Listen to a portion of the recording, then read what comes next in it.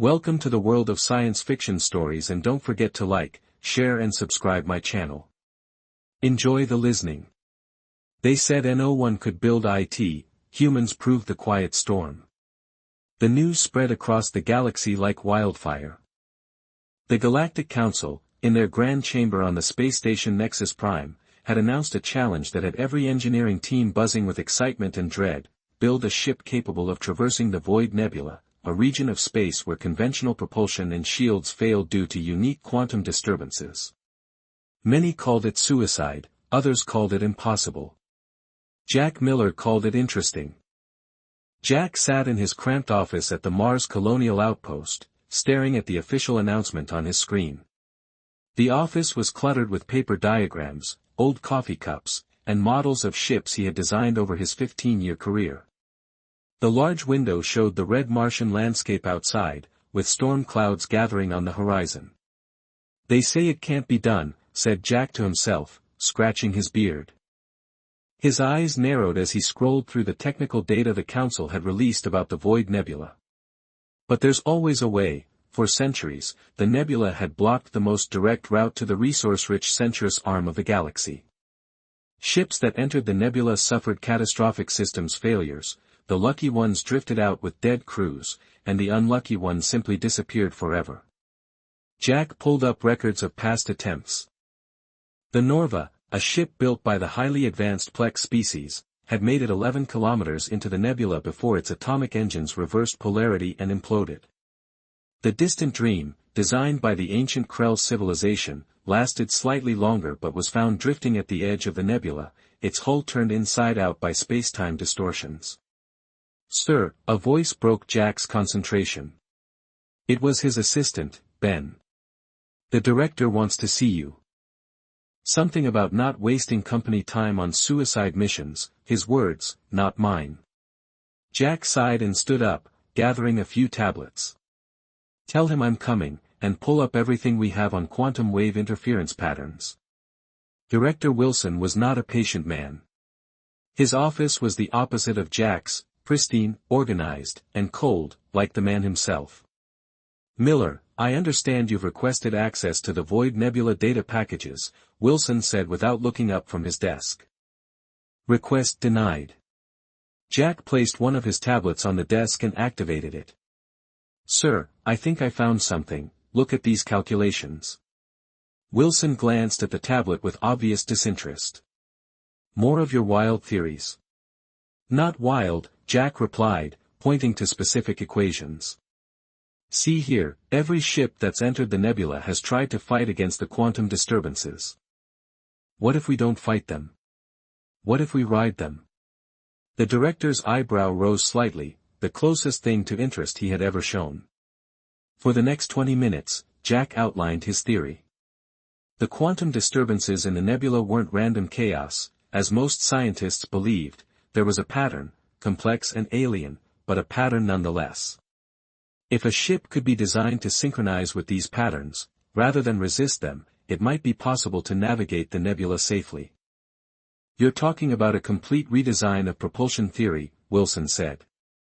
"Even if your theory has merit, the resources required would be astronomical." "So was building the first light-heat engine," Jack countered. "Humanity has always achieved the impossible when we set our minds to it." Wilson leaned back in his chair, studying Jack with new eyes. "I'll forward this to Earth. Don't get your hopes up." 3 weeks later, Jack's communicator buzzed while he slept. The United Space Agency, the governing body for all human space exploration, wanted to speak with him immediately. The holographic conference was brief and to the point. Jack's theory had caught the attention of Dr. Emma Rodas, the head of the USA's Advanced Propulsion Division. She had forwarded it to her team who, after extensive review, believed it might actually work. "The Council is offering substantial rewards for even partial success," said Dr. Rodas, her holographic image flickering slightly. "Resources, technology rights, and exclusive mining permits in the Centurus arm. Humanity could advance centuries overnight." Jack tried to remain professional, but a grin spread across his face. "When do I start?" "Immediately."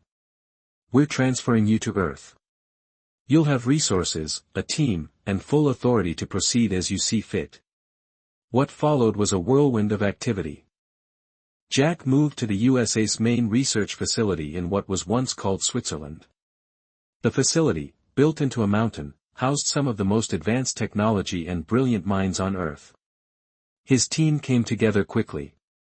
There was Tom Reeves, a weapons specialist who understood energy containment better than anyone.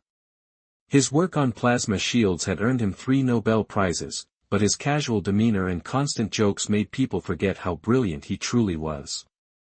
Lisa Chen joined as a quantum physicist. Her theories on quantum entanglement had revolutionized communications across the galaxy. Quiet and methodical, she approached problems like puzzles to be solved, with patience and precision. Mark Wilson, no relation to the director, came on as the AI expert, surrounded by screens and holographic displays. Mark could coax artificial intelligence systems to perform miracles. His cybernetic eye, the result of a childhood accident, gave him the ability to interface directly with computers, making him uniquely suited for programming the complex systems Jack's design would require. The final team member was Dave Johnson, a veteran pilot with 30 years of experience in extreme conditions. He had survived 3 crashes, 2 space station evacuations, and once piloted a damaged mining vessel through an asteroid field with nothing but manual controls. His weathered face and calm demeanor hid nerves of steel. "I'm calling it the Quiet Storm," Jack announced during their first full team meeting. "Poetic," Tom said with a smirk. "But why?" Jack activated the central holographic display, showing his initial design concept. The ship looked unlike any conventional vessel, smooth curves instead of harsh angles, with what appeared to be gill-like structures along its sides, because that's how it will move through the nebula, not fighting against the quantum disturbances with brute force, but quietly riding them like a storm surfer. The team stared at the design, their expressions ranging from fascination to skepticism. "This goes against every principle of current ship design," Dave noted as he walked around the hologram. "The guild pilots would have a fit trying to navigate this thing." "That's why we'll need new navigation systems," Jack replied. "Mark, that's where you come in."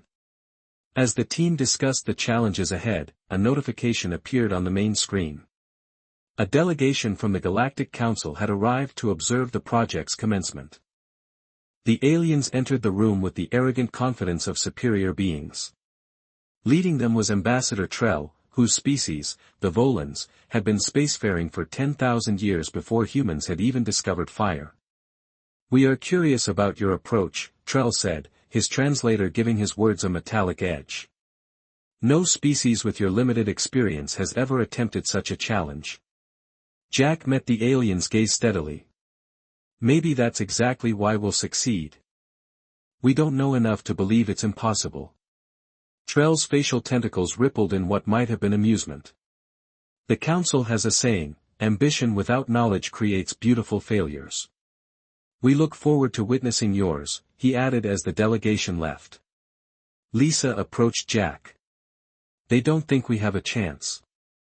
Jack smiled, turning back to the holographic design of the Quiet Storm. "Good, there's nothing humans do better than proving others wrong." The real work was about to begin. 3 months after the team formed, construction of the orbital facility began. The United Space Agency commandeered an old space station in Earth's orbit and transformed it into a shipyard dedicated to the Quiet Storm project. Metal scaffolding stretched out from the station like spindly fingers, forming the skeleton of what would become humanity's most ambitious vessel. Jack stood at the viewport of the command module, watching as construction drones buzzed around the growing framework.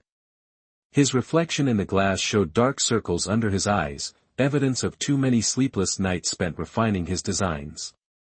"You should get some rest," said Lisa, appearing beside him with 2 cups of coffee.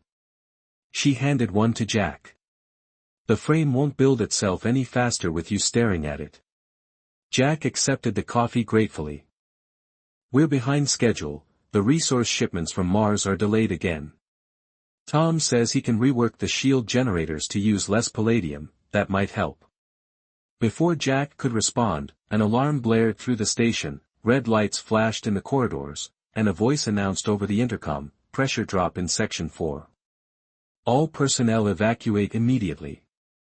Jack and Lisa sprinted toward the emergency, joining Tom and several technicians who were already sealing off the affected area.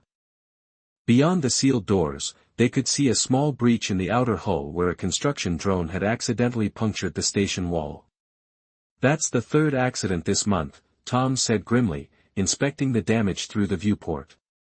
"Either we hired the worst drone operators in the solar system, or someone's trying to slow us down." Jack's eyes narrowed. "Where's our Galactic Council observer today?" "Ambassador Trell mentioned something about observing the material testing in Lab 2, Lisa replied, which was conveniently on the opposite side of the station from Section 4. "Mark, are you there?" Jack spoke into his communicator. "Already on it," came Mark's voice. "I'm reviewing security footage now."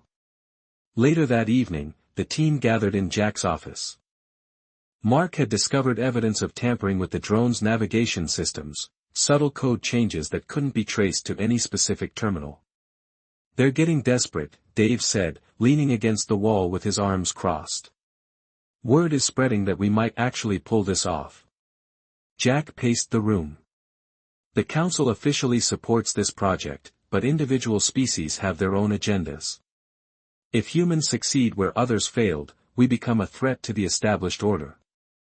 "Exactly," Lisa finished. "We need to increase security, but quietly. I don't want to provoke an interstellar incident by openly accusing Council members of sabotage." The next morning, Jack presented their progress to a panel of Earth officials, military leaders, politicians, and financial backers, who controlled the project's future. The mood in the conference room was tense. "You're 3 months behind schedule and 20% over budget," said General Williams, a stern woman with gray hair pulled back in a tight bun. "Some are suggesting we cut our losses." Jack activated a holographic display. "We've overcome significant challenges," he said, deliberately not mentioning the sabotage, "and we've had a breakthrough with the propulsion system." The hologram showed the unique wave-riding engine design, unlike conventional engines that pushed against space. This system would detect the quantum disturbances in the nebula and adjust the ship's energy signature to move with them rather than against them. "Theory is one thing," Mr. Miller said, a sharp-voiced politician. "Have you tested it?" "Small-scale tests begin next week," Jack replied. "We've built a chamber that can simulate the nebula's conditions." The meeting ended with reluctant approval to continue, but Jack knew their patience was wearing thin. Results were needed soon. The test chamber was a spherical room, 20 m across, lined with specialized emitters that could recreate the quantum disturbances of the Void Nebula. In the center floated a 1/10 scale model of the engine system.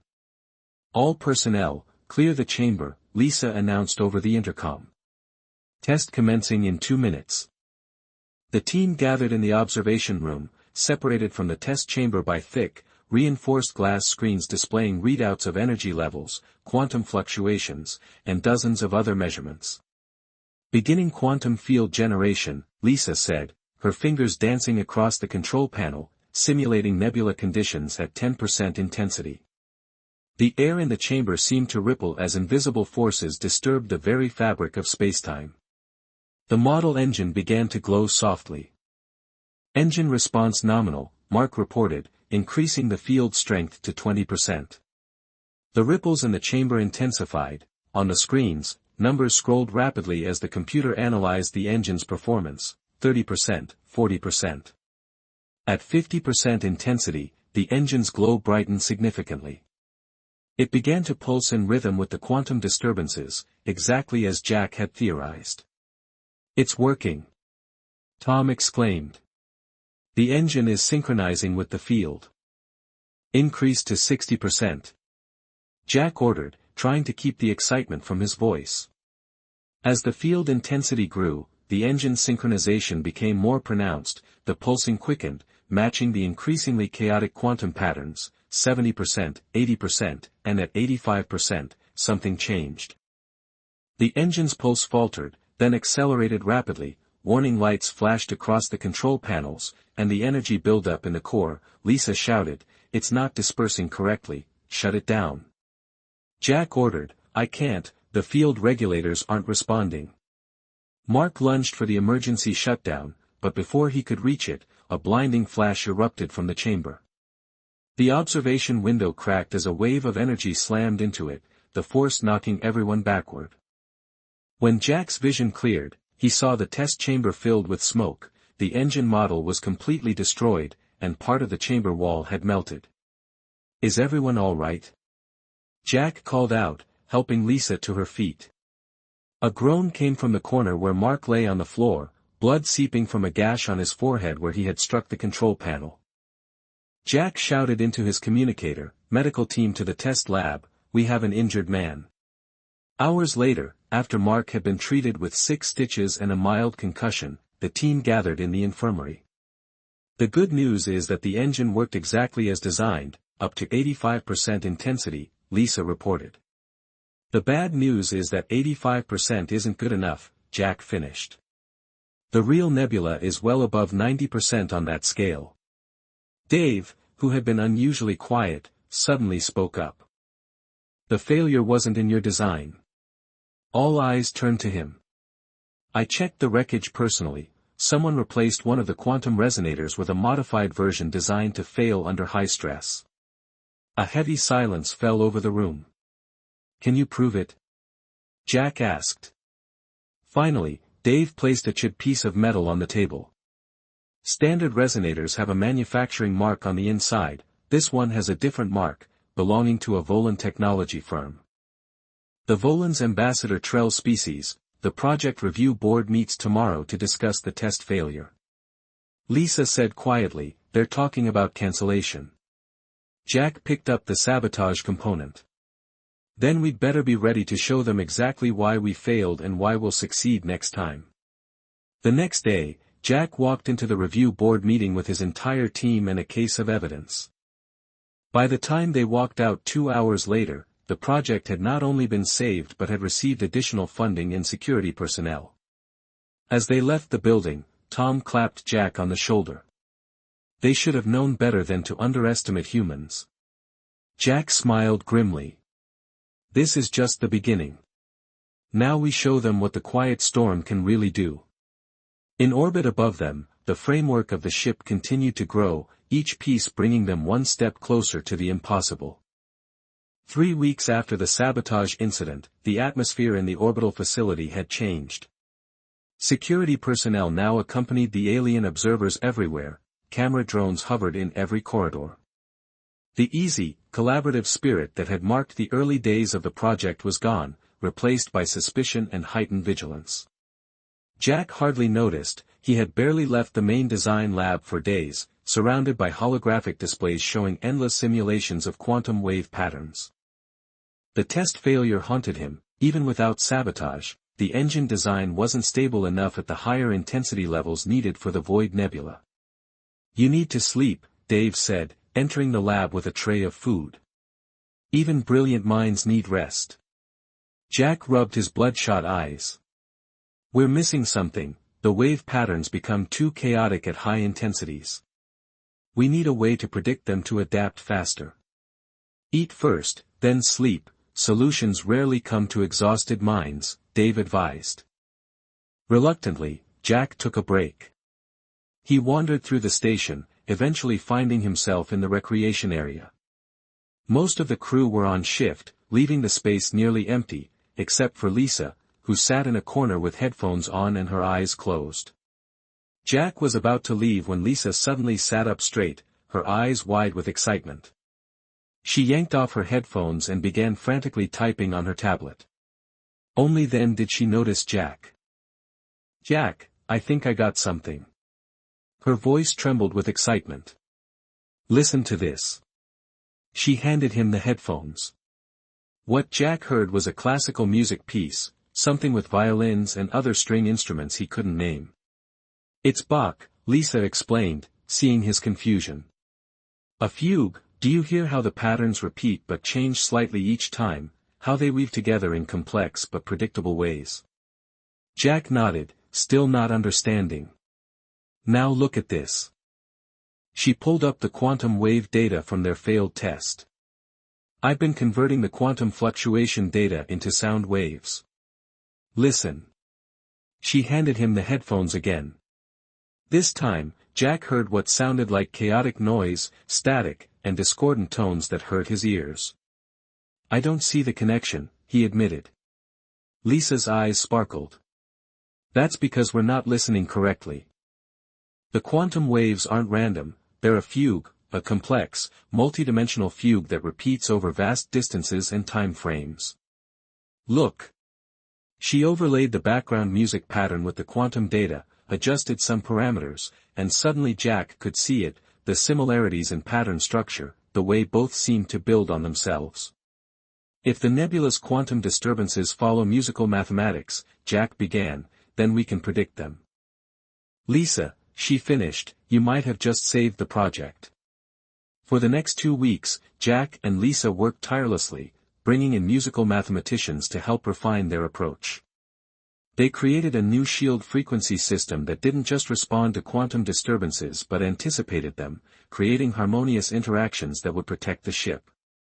When they finally called the team together to present their findings, even Tom, usually quick with a joke, was stunned into silence. You're saying we need to make the ship sing to the nebula? He finally asked, in a manner of speaking. The shield will emit frequencies that harmonize with the nebula's quantum patterns. Think of it like surfing, you need to feel the wave to ride it. Mark, fully recovered from his injury, was already working on how to implement the new approach. We'll need to completely redesign the sensor array, the shield generators, and probably the navigation system, he cautioned. Can we do it within our time frame? Jack asked. Mark nodded slowly. I think so, but we'll need to work fast. The Council's formal review is in 6 weeks. News of the breakthrough spread quickly. 3 days later, a delegation of alien experts arrived to evaluate the project's progress. Their leader was Dr. Nex, a renowned physicist from the Alter system, known for his dismissive attitude toward human scientific endeavors. We understand you've made a creative adjustment to your approach, Dr.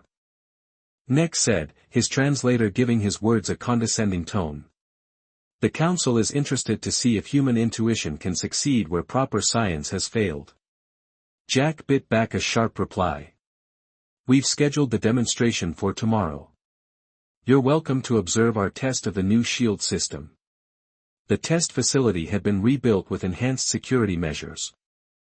The new prototype, a quarter-scale model of the shield system, floated in the center of the chamber, connected to control systems by a single power cable. Lisa supervised the final preparations as the alien delegation took their places in the observation room. Jack noticed that their expressions ranged from polite disinterest to barely concealed mockery.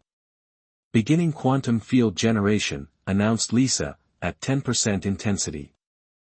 The chamber filled with a now familiar rippling effect as the quantum generators activated. The shield prototype began to emit a soft, pulsing glow, 20%, 30%, while the aliens watched silently as the intensity increased. The shield's glow fluctuated in patterns that seemed to match the invisible quantum waves, 50%, 60%.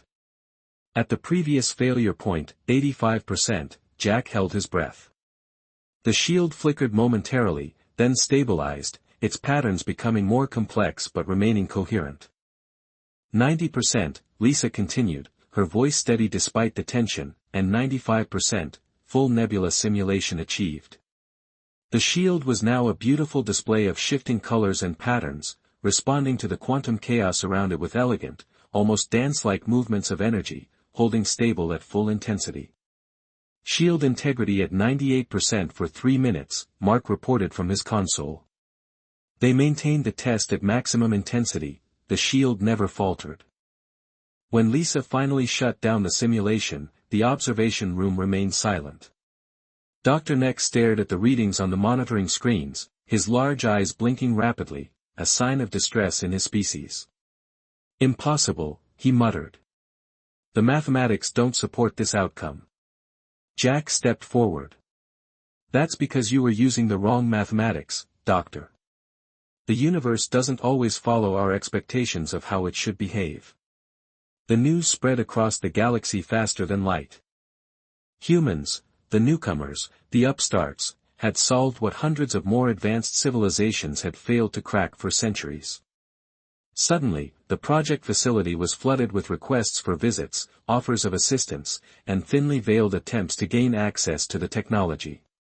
In a private meeting, Jack and his team discussed the rapidly changing political landscape. Every major species is trying to position themselves to benefit from our breakthrough, Tom reported. The Volans have suddenly become our biggest supporters, claiming they always believed in human ingenuity. The Central Trade Authority has offered us exclusive contracts for any resources we discover beyond the nebula, Lisa added. But, Dave, ever practical, cut to the heart of the matter, none of that matters if we don't build the actual ship right now.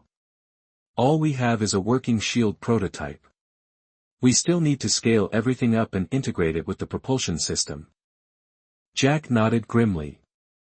And we need to do it faster than planned. The longer we take, the more opportunities there are for interference, friendly or otherwise. From now on, we work round the clock. The quiet storm needs to be ready for its maiden voyage before anyone can stop us. As they left the meeting, Jack paused to look at the main construction bay through a viewport. The ship's hull was taking shape, its unique, curved form, unlike any vessel humans had built before, seemed to flow rather than stand rigid, its lines suggesting movement even while stationary. They said it couldn't be done, he whispered to himself. They were wrong. Behind him, the stars seemed to shine a little brighter, as if the universe itself were watching humanity reach for the impossible. The orbital shipyard blazed with activity day and night. Construction drones swarmed over the quiet storm's growing hull like busy insects, welding, assembling, and testing inside the partially completed vessel. Teams of engineers worked in carefully coordinated shifts to install the revolutionary systems that would allow the ship to survive the Void Nebula. Jack's office had become a command center, with screens covering every wall and displaying progress reports, material inventories, and security alerts. He had taken to sleeping on a cot in the corner rather than waste time traveling to and from his quarters. Shield harmonizer installation is ahead of schedule, Mark reported during the morning briefing, his cybernetic eye glowing softly as he connected directly to the ship systems. The wave-riding propulsion units are at 86% completion. The navigation system is giving us trouble, Lisa added, and the quantum predictive algorithms require more processing power than we anticipated. Jack rubbed his tired eyes. Pull resources from non-essential systems if you need to, navigation is our priority. There's another issue, Tom said. His usually cheerful face turned serious. Security picked up unusual communication patterns from a cargo ship that docked yesterday. They claimed to be delivering specialized parts for the life support systems, and they aren't. Jack? Tom asked. He shook his head. The parts check out, but 3 crew members disappeared from the security sensors for nearly 20 minutes after docking. When questioned, they claimed they got lost. Dave, who had remained silent until now, spoke up. The Rigelian Confederacy has been unusually interested in our shield technology. Their ambassador has requested tours of the facility 3 times in the past week. Jack's expression darkened. Increase security around the shield generators and the main computer core, and run a full diagnostic on all systems. If they planted something, I want to find it before it activates. The meeting ended with a sense of urgency. What had begun as a scientific challenge had evolved into a complex political and security situation. Earth's leaders had made it clear that the quiet storm had to succeed, not just as a technical achievement, but as humanity's announcement that they were now players on the galactic stage. 3 days later, Jack found himself in a rare moment of calm, watching through a viewport as the final exterior panels were attached to the ship's hull. The quiet storm was beautiful in a strange, almost organic way.